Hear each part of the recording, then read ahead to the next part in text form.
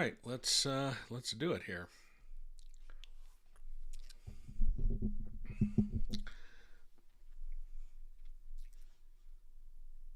All right, looks like we're live here.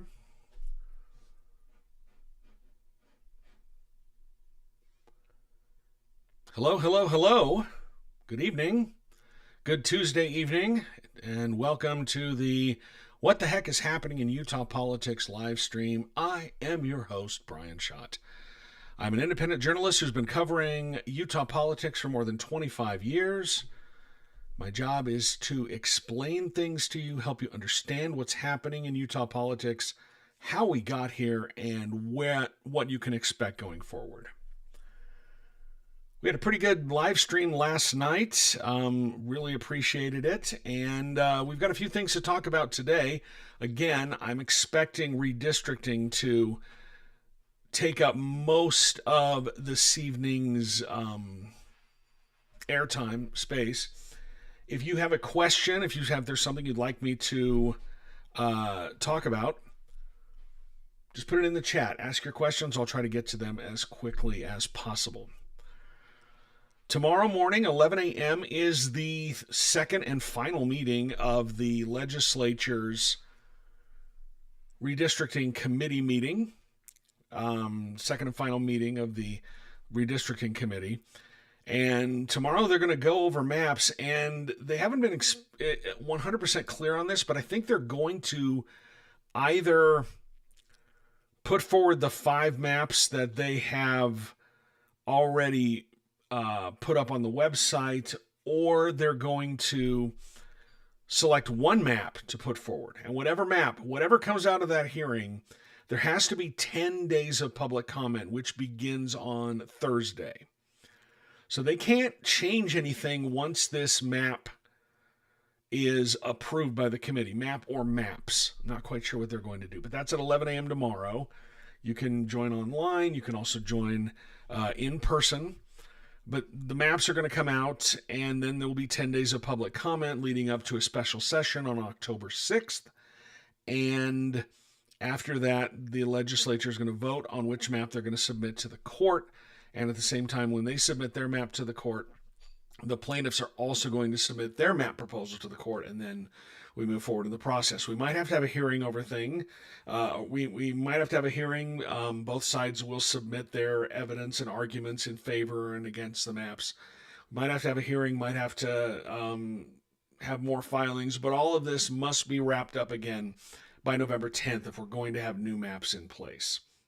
Last night we talked about Senator Brady Brammer's bill that kind of looks like a poison pill in the redistricting process. What it does is it's going to, as we explained last night, bake in a Republican advantage on whatever map they propose.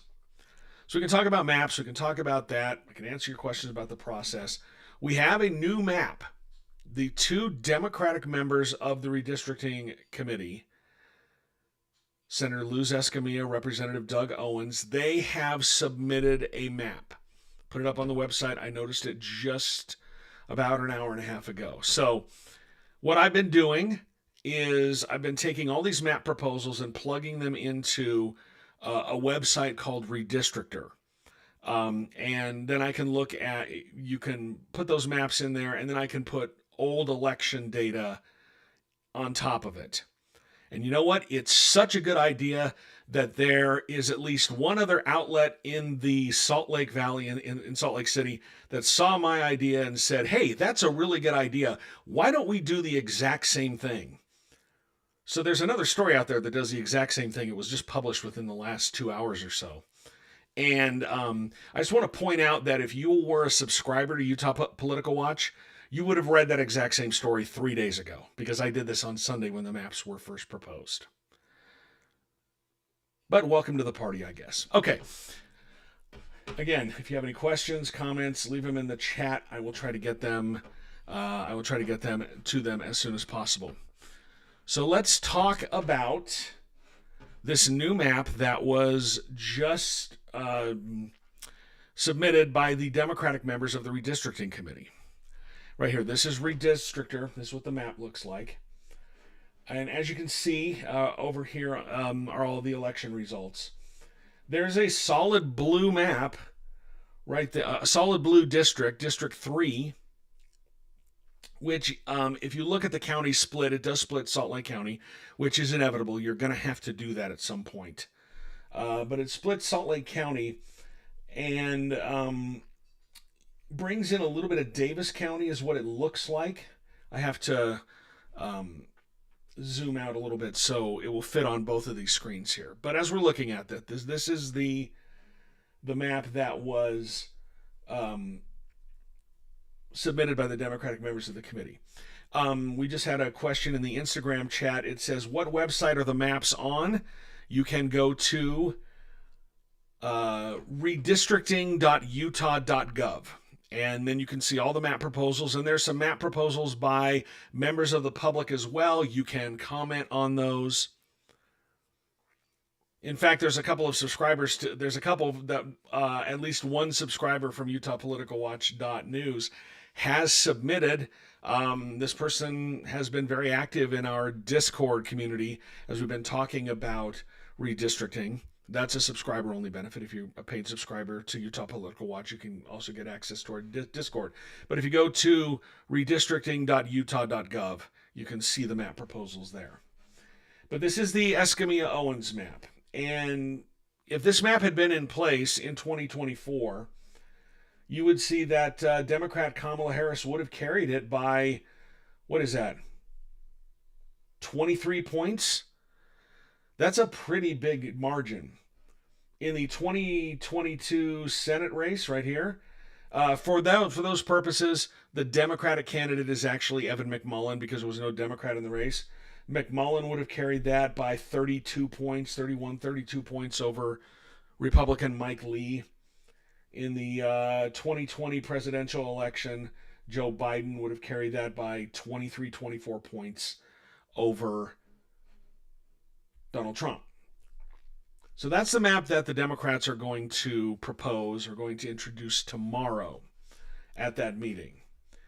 Is it going to go anywhere? Probably not. If you know how these things go down. And the Democrats, I'm glad they're doing something. I'm glad they're proposing their own map. The odds that this map gets out of that meeting are very, very low. And I think that they know that. That's just how this works. But they have to do something, and I'm glad that they did propose a map. So that's what this map looks like.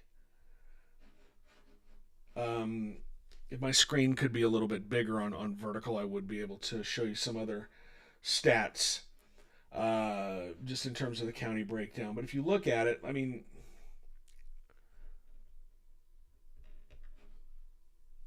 Redistrictor is kind of a fun website. I really enjoy it because you can see how all the break down demographic data. You can simulate elections as well.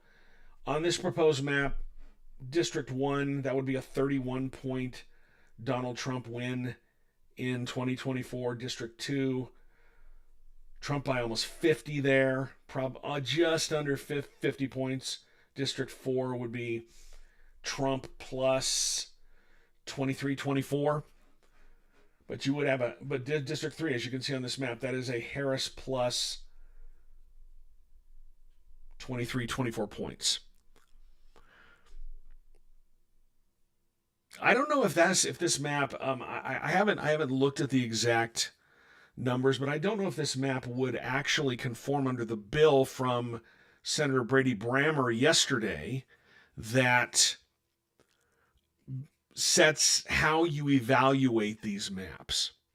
And we talked about that a little bit yesterday, where he's using a principle called partisan symmetry. And what you do in that is you average the three most recent statewide elections. This is the complicated formula that he's set up.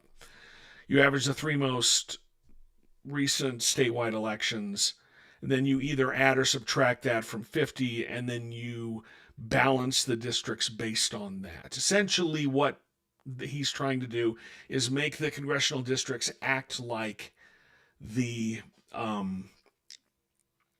making the congressional districts act like statewide elections. That's what he's trying to do. And statewide elections are dominated by Republicans, and so you would have 4 congressional districts dominated by Republicans. That is, if this bill is passed. It's not on the agenda tomorrow for the committee to take any action on it. They did discuss it in committee on Monday. They could bring it up tomorrow, but they don't have to. They could bring this bill to the floor or put it on the agenda for the special session on October 6th for redistricting. So we still don't know what's going to happen with that bill. I would guess that it has a good chance of passing, but we're not going to know until the agenda for the special session is introduced. So that's the map from the Democrats. We might come back to that a little bit later. What do you think? What are you thinking about? What are your questions about this process? What are your hopes for this process? Have you seen some things that are disappointing so far as lawmakers get ready to redraw these districts for the second time in 5 years? We talked about it a little bit yesterday. That first hearing, Senator Scott Sandell said that he was there under protest, which was not a great message to send. Colin DeFord says on YouTube, I'm very confused on how partisan symmetry gets to fair. I do not get the math. It gets to fair because it says this is what's fair. They're trying to create a standard that you can then judge what is fair. So whatever that formula spits out is fair, because you're looking at a hypothetical 50-50 election. That's what partisan symmetry. And don't forget, the people who came up with partisan symmetry, this principle, they said it doesn't work in states where it's so lopsided like Utah. They said do not try to use it here, but they're going to try to use it here.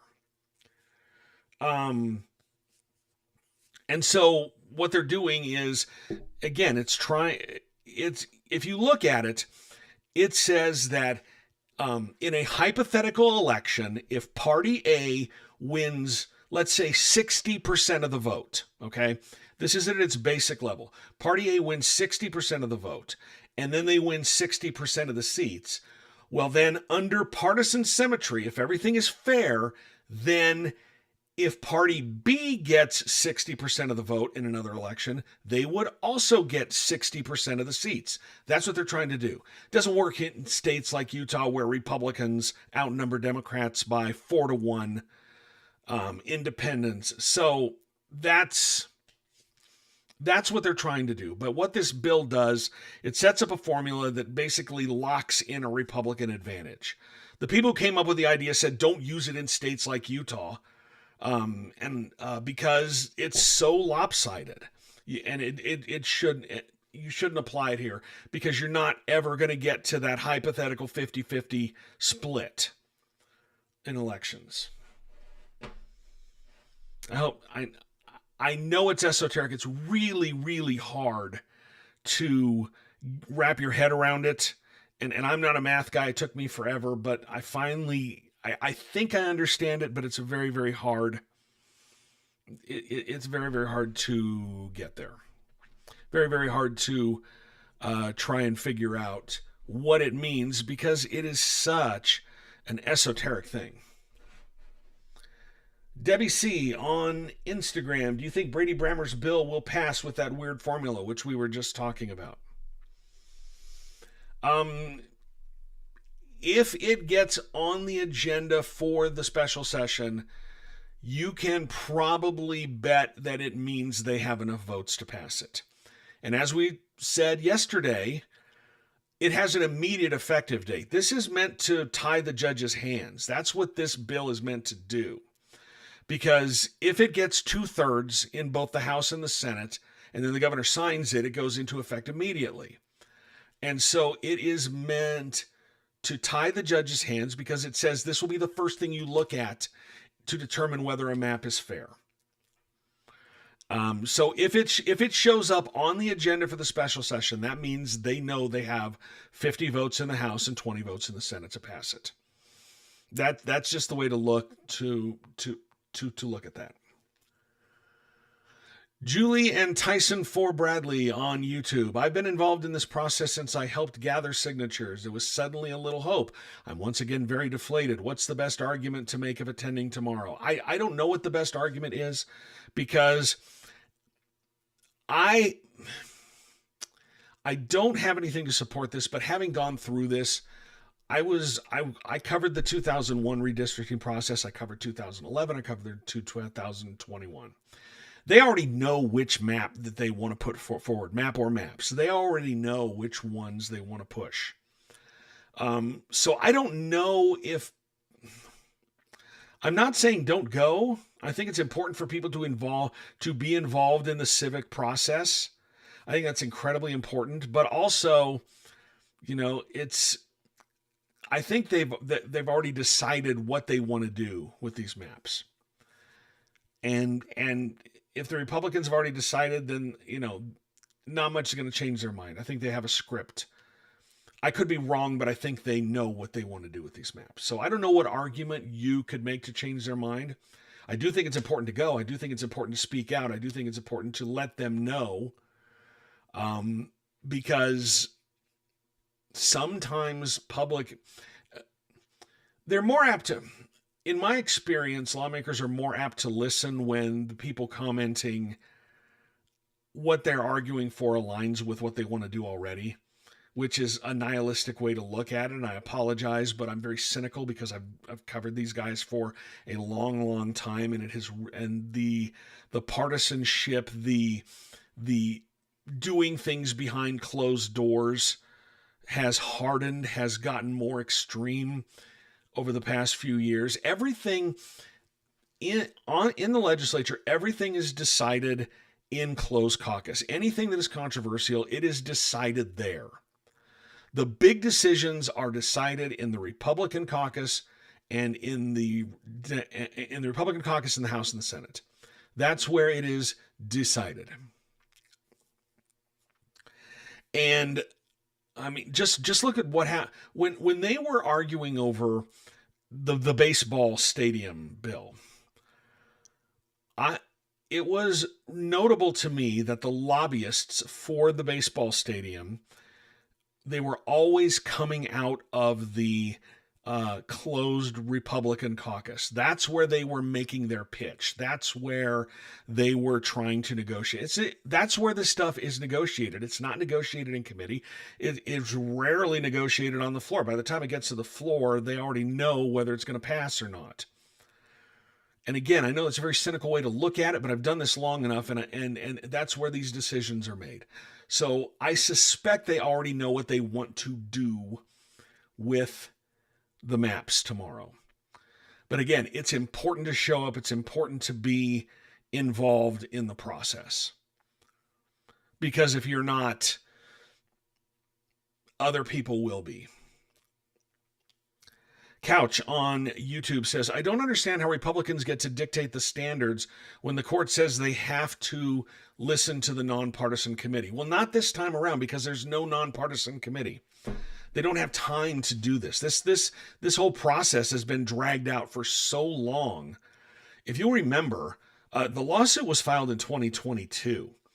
The Utah Supreme Court agreed to take up their part of it in 2023, and then they waited a full year. I think it was almost a year to the day when they issued their ruling. That was 2024. Then we didn't have, that was the summer of 2024. Then we didn't have the hearing, the arguments in court until the end of January 2025, and then we finally got this ruling in August. This thing has taken a long time, and there's just not enough time to do the independent committee, so they're not going to have, there's not a nonpartisan committee. And what the Republicans are doing, this bill is not the map. This bill that Senator Brammer has proposed is not the map. What it is it rewrites Prop 4. It changes Prop 4, because Prop 4 says that you have to use standards to assess fairness.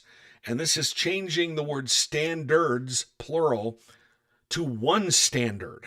And it's creating this standard to assess fairness.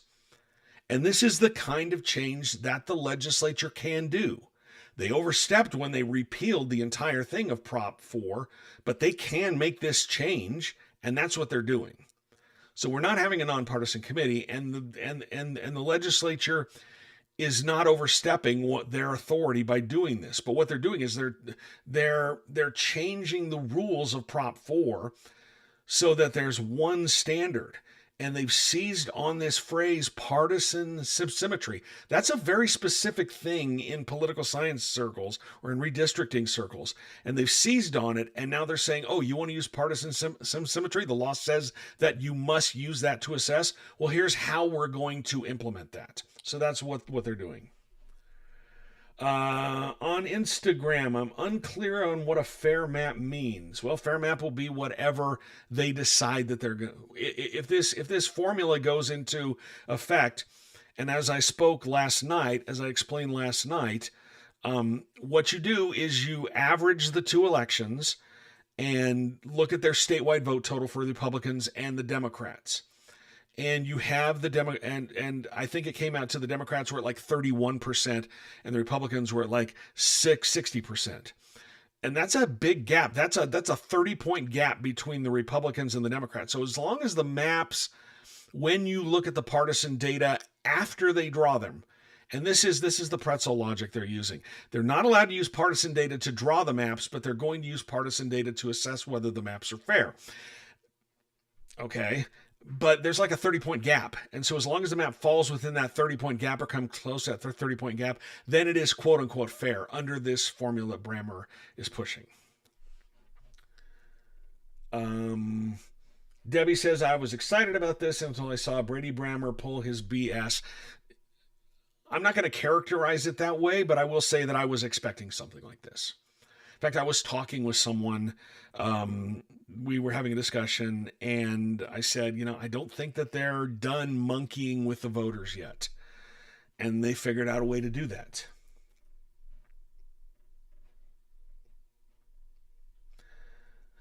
Pyrgaster on Instagram. How would the Democrats legally fight back against a legal definition of fairness that is by all logic unfair? Well, they can't, really. I mean, they don't have enough votes in the legislature to stop it. I expect somebody could sue, but that'll take a long time in the courts. The judge is not going to be able to look at this new law and say, no, I'm not going to do that. I'm sure that the lawyers for the plaintiffs are going to try to argue against that if they decide to pass this. But I mean, this is what you can do when you have a supermajority. The legislature, the Republicans in the legislature can pretty much do what they want, and there's not a lot to stop them. That's why they get so angry when they get stopped. That's why their reaction to losing this case was so extreme, was so overwrought. They were very upset that someone told them no.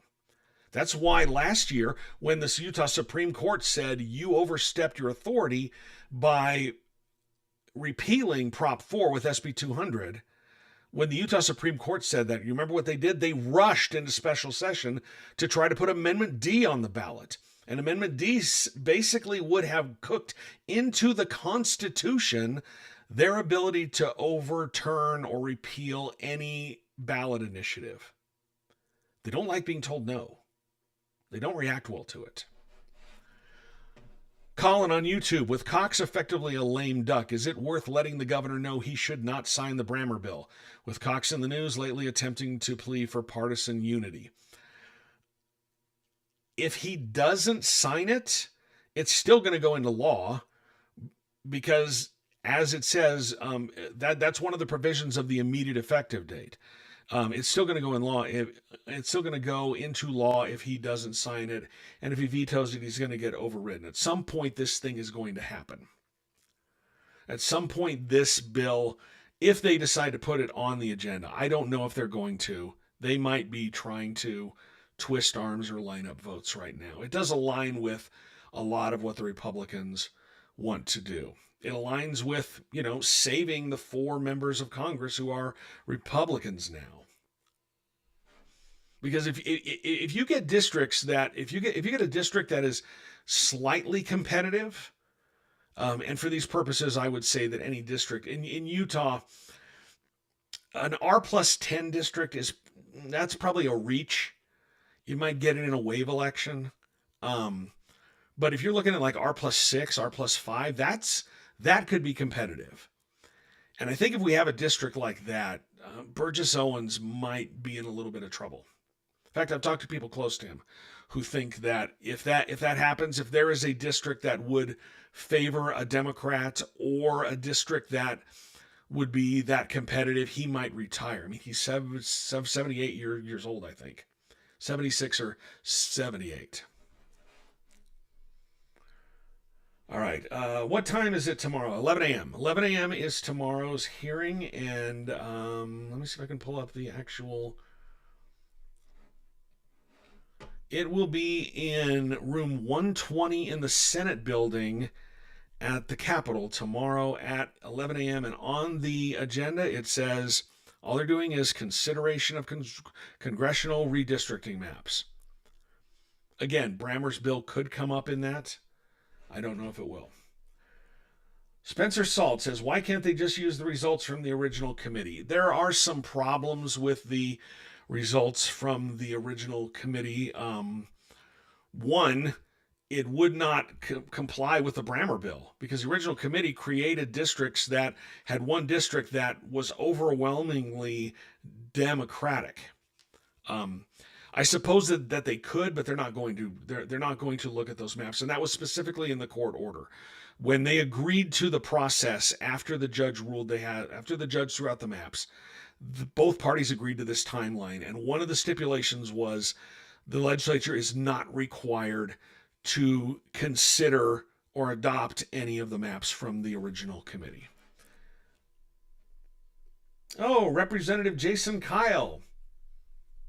Good to see you, Representative. He just jumped in. Always nice to have a Republican member of the legislature. Last night we had Speaker Schultz. Tonight it's Representative Jason Kyle. Always nice to have you on board. Give me a press pass so I can come and ask you guys questions. You clearly you're clearly interested in what I'm doing. Why not do the brave thing and give me a press pass? That's aside. Floricenta says, doesn't the judge still have to approve of whatever maps are brought forth? Yes, the judge does have to do that. But as I said, it seems like the bill from Representative Brady Brammer, it might be just a gambit to prolong litigation, right? By imposing these standards, it might tie the judge's hands. That's why they want it to go into effect immediately, because they want it to apply to whatever map they approve in the special session.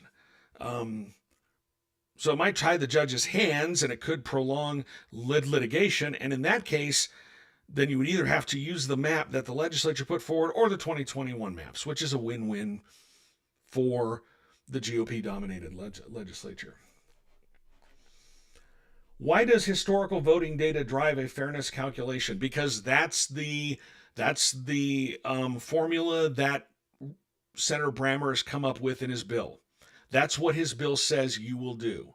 It says you will look at the 3 most recent statewide elections, average the statewide results for the Republican and the Democratic Party. That is your partisan index. You then either add it to or subtract it from 50-50, an even split, and then that's how you look at fairness. So essentially, I'm remembering this from my logic class in college so many years ago. It's a tautology. It is because it is.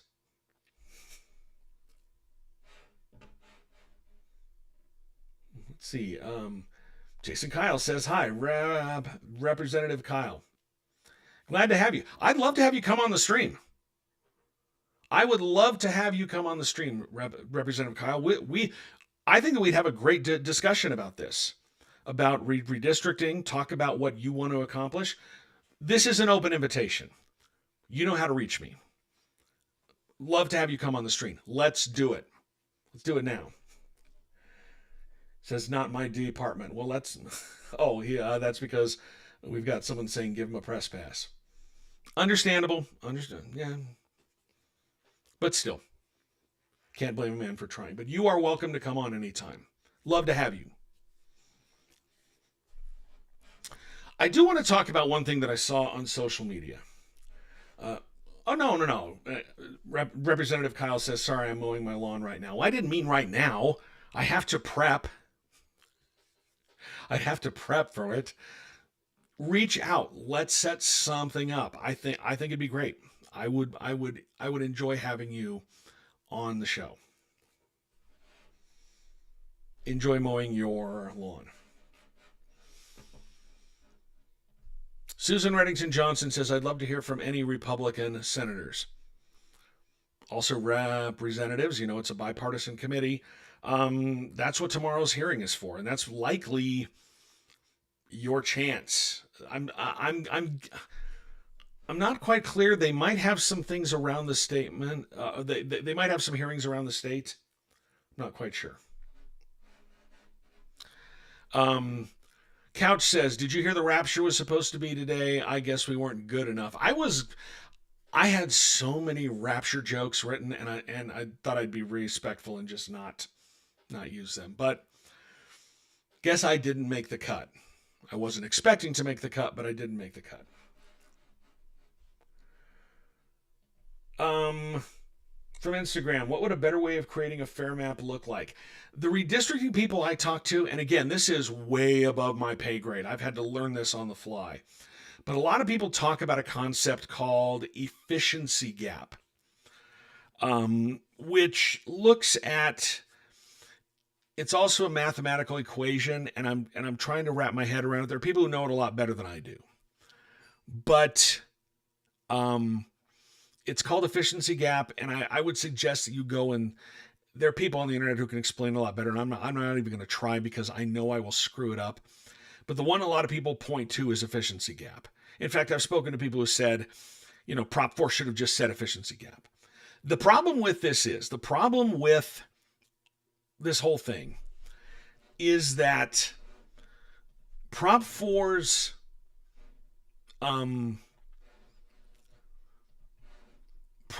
language is very vague. It's extremely vague, and it opened the door for this bill from Senator Brammer. If I'm pulling up the bill, this Prop 4, trying to find the part where they added in here. It says,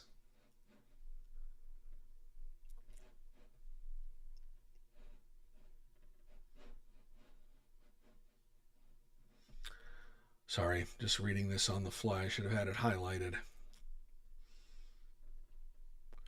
If you look at the standards, it says, okay, it was Section 4. And it says the legislature and the commission shall use extremely vague. That's very vague language.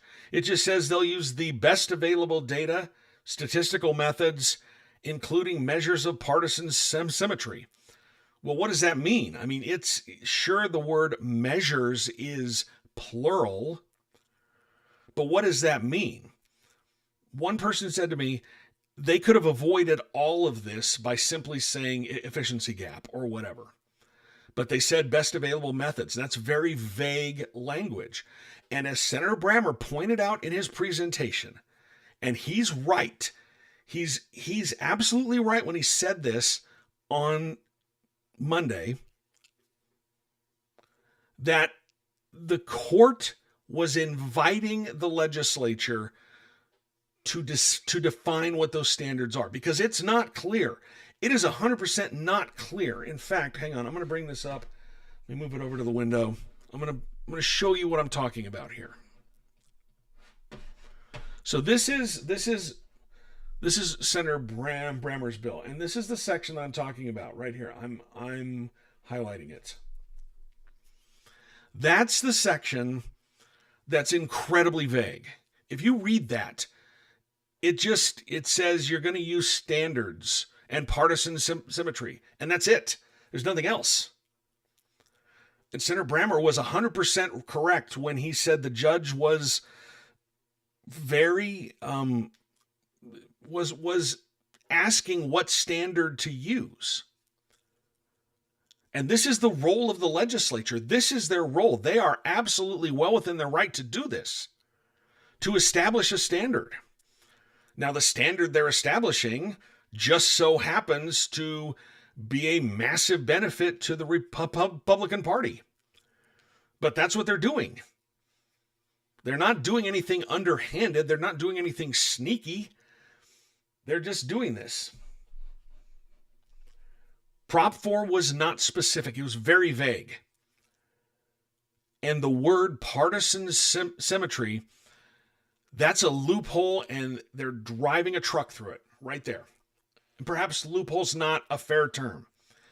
But right here, the vagueness that you can see on the screen right now, that's what they're doing. And they're allowed to do it.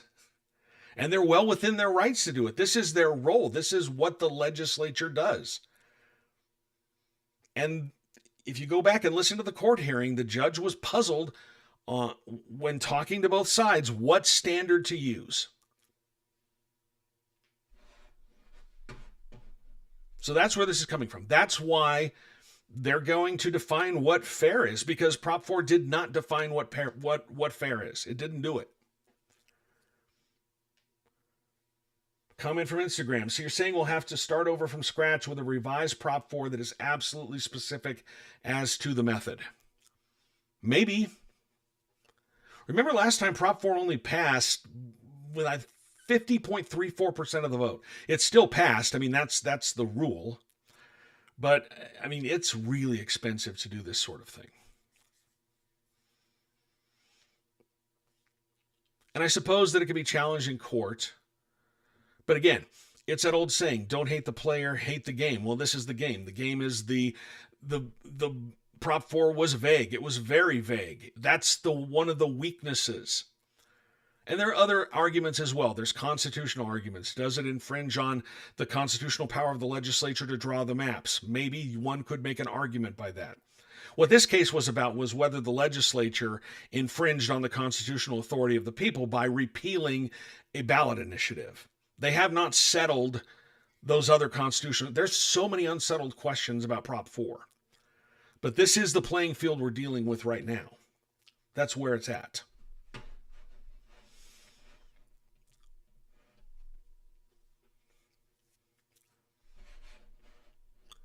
Let's see. Nathan Detroit, love the name. In your analysis of the maps, all of them had a Cox 2020 blowout, even if Harris, Biden, McMullen would have won. Was Cox just a huge outlier margin of victory that year in each district? I think the Democratic candidate that year was incredibly weak.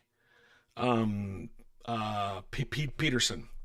Remember he did that television commercial with Cox where they pledged to be, to be civil to each other? Did that television commercial. Cox made a meal out of that he's still making a meal out of that whole thing. Still getting praise on the national level for that. I just think that Peterson was overmatched. That's why the Republican primary that year, the four-way Republican primary, was so hotly contested. And you remember Cox just barely squeaked through that. Because everyone knew that if he got to the, whoever got to the general election was going to win. Also, if you go back to 2020, Utah's still not Trump country, right? It's still not 100% MAGA.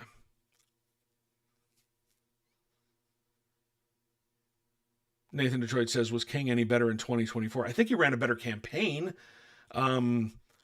I think he was hurt a little bit by the Phil Lyman thing, but one never knows. I mean, that's you can't prove a hypothetical, right? But just from watching it, I think the King's campaign was better. I just think that it's a fool's errand right now to think that a Democrat is going to win a statewide election. They haven't done it since Jan Graham was Attorney General. I'm gonna drink water. Hang on.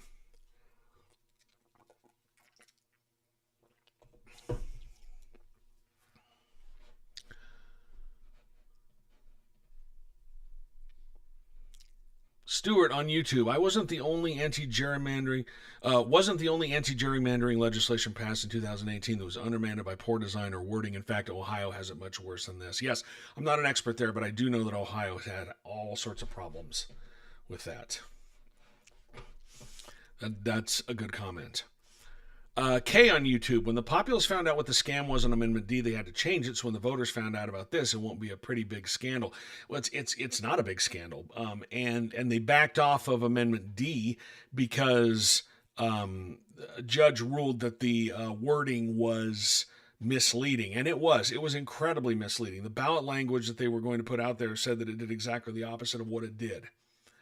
So it was the courts that did that, and then they backed off Amendment A for the same reason.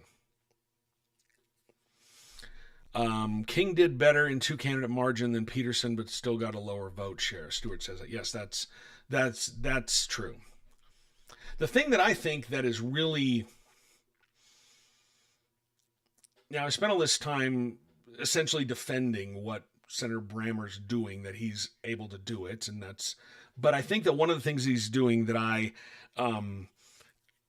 gives me pause is the provision that would reallocate Phil Lyman's write-in votes back to the Republican Party. That's a pretty big swing you're taking there with that assumption. But it also boosts the Republican statewide average in 3 elections by, I think, 5 percentage points. So that's why they're doing it. That's something that gives me a little bit of pause. I want to talk a little bit about messaging, because I think you need to be aware of the way that this is also trying to be presented to the public. There was a social media post from Representative Candace Perucci earlier today that I want to bring up here. And it's kind of a deceptive bit of... It's kind of a deceptive bit of messaging. I think it's kind of dishonest, and I think it's worth calling it out. As you can see, I've written no on there, but she says, the Utah Legislative Redistricting Committee met to review potential maps that better comply with the standards of Prop 4.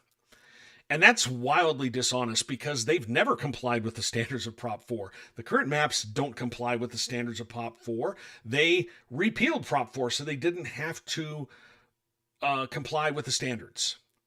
So I think that, that's wildly dishonest, and that's why I called it out, because that's not what happened. That's 100% not what happened. But, in the era of social media, in the era of everybody can reach anybody, they're all controlling their own messaging. But you need to look at words. Words mean things. You need to look at the way they put this out there. And that little bit of messaging, that they're coming up with maps that better comply with Prop 4. They're coming up with maps that comply with Prop 4 for the first time. Wildly misleading. All right, we're getting close to the end of the time.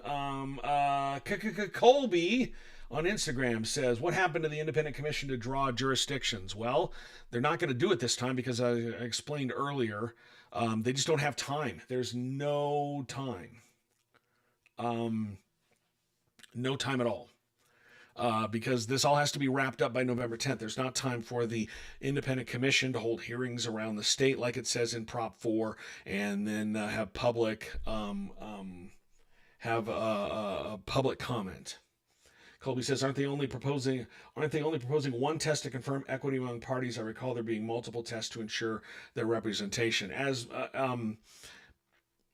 I just said, we went over it. You can probably go back and there's this will be on the archive on YouTube a little bit later. But to answer your question quickly, Prop 4 is written so vaguely that there is an opening to impose one test, and that's exactly what this proposed bill from Senator Brammer is doing. Colby says, I thought a commission already met and drew maps back in 2021, but they're not considering those maps this time around. Kay on YouTube says, how does Phil Lyman feel about that, with his votes being pulled back into the calculation for the Republican Party? I think he would be fine with that, simply because he thinks that he won. He thinks that he won. He thinks he won the 2024 Republican primary against Spencer Cox. He's gone to court numerous times, went to the Supreme Court, had that thrown out.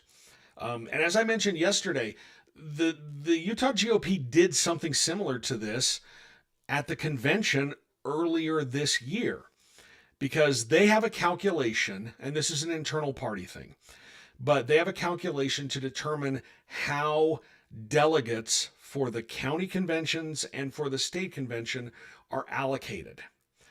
And Phil Lyman's write-in candidacy screwed up that calculation big time, because the Republican vote share across the state was much lower than it had been in the past, and you would have seen fewer delegates to certain areas. So they had to pass a rule change at the convention to reallocate Phil Lyman's write-in votes, or consider them or treat them as Republican votes.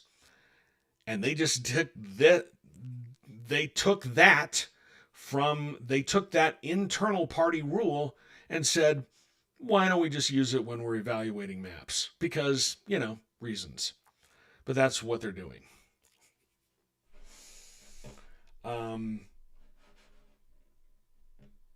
So the judge can't pick from the independent commission's old maps proposed before. That's a question on Instagram. As we've discussed, when both parties, the plaintiffs and the defendants, agreed on a process for drawing new maps, it was stipulated that the legislature does not have to consider or approve any of those maps. They got to come up with their own, as long as they abide by the rules of Prop 4. The plaintiffs could propose their own maps, or the plaintiff gets a chance to propose a map, and they could take one of those independent maps from the, or take one of those maps from the independent commission and turn it into the judge. I'm sure that they could. But I doubt it. I don't think that those maps are going to be in play. Colby says, sorry, you've already explained this, but how are they justifying only 2 Dems on the commission? Well, look at the partisan makeup. It's a bipartisan group. So you're going to have 5 senators, 5 Republicans. And Republicans have a super majority. So it's essentially proportional. And I think back in 2021, I'll have to look at it, there were 20 members on that committee, and I think there were 4 Democrats and 16 Republicans on that, but they were drawing maps for Congress, Utah House, Utah Senate, and State School Board. So it's a proportional allocation. That's how they do that. And since there are only 14 Democrats in the House and 6 Democrats in the Senate, that's why there are only one Democrat from the House and 1 Democrat from the Senate on the committee. Hobie says, we're only partially following the voice of the voters. Well, no.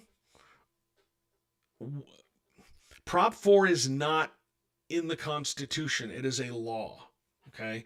It is a statute. And the legislature can change statute. They do it all the time. What they got in trouble for is they completely repealed Prop 4 and replaced it with something else. And the judge, and that was overstepping their constitutional authority. They weren't allowed to do that. That's what they got in trouble for. And so that's why we are here. And so if they were, if this bill by Representative Brammer, Senator Brammer, I apologize for that. He's been in the House for a long time.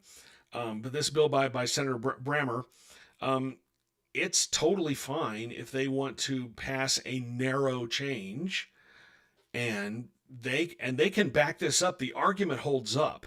They can say, look, Prop 4 is vague. It does not set a standard for how you evaluate these districts. It just says partisan symmetry. Well, we're going to define partisan symmetry. That argument will hold up. That's how they, that's their job. That's their job as lawmakers. That's their ability. So they're not overriding the voice of the voters. They can change any statute. They just can't repeal it, right? And the change has to be narrowly tailored to meet a specific need or compelling interest. And this one, it checks all those boxes. It's narrowly tailored. It's just creating a standard for looking at the fairness of these maps. The compelling interest is the question, how do we judge these maps? It's going to check all those boxes. What they're doing is not illegal. It's not underhanded. It's not shady. Let's see. Nathan Detroit, was Prop 4 only directed to U.S. congressional districts? No, it governed all of the maps in the state, all state house, state senate, Congress, state school board. The lawsuit only challenged the congressional maps, and so that's why the maps that were thrown out. If the lawsuit had challenged all of the maps, we would be in a big rush to redraw every map, but we're not doing that. So the lawsuit only challenged one map, the congressional map, and that's why I got thrown out. Colin DeFord on YouTube. You mentioned how upset the majority gets when they are slowed or stopped with your ability to report the facts. Do you get considerable flack from underinformed people? I will say there are a lot of people in the state who are not politically sophisticated. And they are very convinced that they are politically sophisticated. But that's just the information environment that we're living in. Everybody everyone seems to be entitled to their own facts. And they don't like facts that don't fit their partisan worldview. Stewart98 on YouTube. Basically, the best bet for the plaintiffs to replace the legislature's maps with one of their own is to submit a map that outperforms the legislature's map on Prop 4's neutral redistricting criteria. Maybe, remember, so the maps are going to be submitted to the court. And then they get to file arguments in support of their map and against the other maps. And then we might have a 2 days of hearings in October where they're going to argue this out. So I don't know what argument that the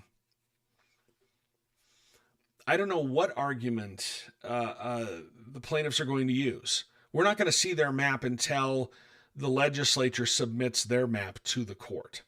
So the plaintiffs are watching all of this, right? They're watching all of this play out, and they're adjusting everything accordingly. And we don't know if this legislative proposal from Brammer, this proposed legislation, is going to pass, if it's going to be on the special session agenda. Who knows? Kay on YouTube says, why are you so calm about this bait and switch? Are you just trying to lower expectations? No, I'm calm about it because this is the process. I'm a civics dork. This is the process. These are the rules. This is the process. This is how the process works. You can say, I'm not going to say I'm not going to say this bill from Senator Brammer is illegal, because it's not. What he's doing, it's not illegal. These are the constitutional powers of the legislature. They make the laws, right? What we learned is that the citizens have the same ability to write laws with Prop 4. But the legislature, that's why they're elected. Remember, as everyone likes to tell you, we're not in a democracy. We're a constitutional republic. Anyway, but that's the job. I'm not trying to lower expectations. I'm being a realist. Because again, I've covered politics in the state for more than 25 years. I've seen this movie before. I know how it ends. And so I'm just trying to explain to you what is happening and what you can expect going forward. Based upon my experience in the past and all the available information. I feel kind of like the Rust Cohle of Utah politics. If you're a True Detective fan, time is a flat circle. Anyway.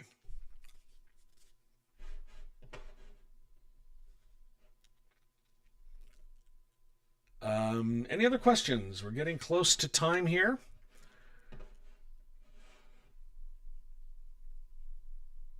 Anybody get slightly raptured today? Nathan Detroit, in your opinion, why was Sandals so rigid on the no partisanship line yesterday? Was it a cover your ass for appeal proofing their deliberations? I think that it's... Have you ever heard the term malicious compliance? That's what this was. This was, oh, you're going to make me follow these rules, then I'm really going to follow these rules. And so he slammed the door on anything that anytime they got a whiff of talking about partisan data or anything partisan. And I think that's just... I think lawmakers are upset that they have to follow these rules. I think lawmakers are really upset that they have to follow these rules. And so you're going to make me follow these rules, then let's follow the rules. Let's follow the rules to the letter. Malicious compliance. That's what I think it was. I think that's why he was so rigid about it. It's clear they don't want to have to be doing this.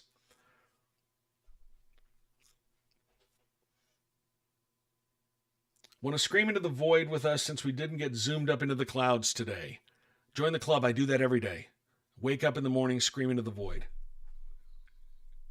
Then I get down to work on my morning newsletter. Okay, I think I'm going to call it here. Thank you, everybody, for joining this evening. This is fun. I am enjoying doing this. I am having a good time. I think it's going well.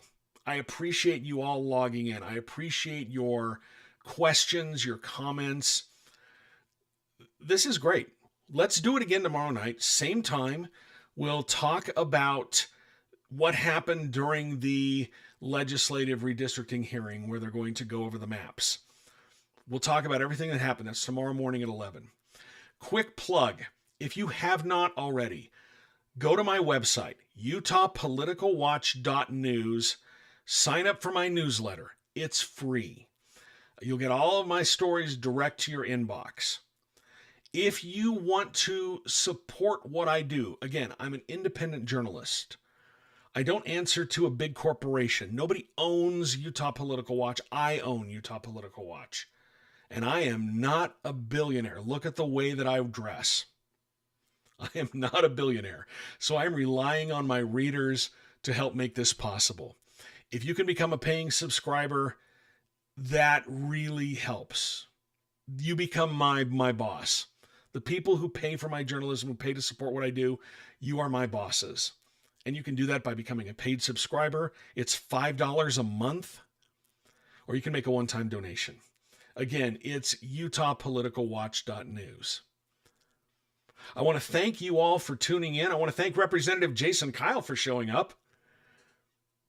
Reach out. Let's get on the stream. Let's chat. Let's have a discussion and answer some questions from viewers.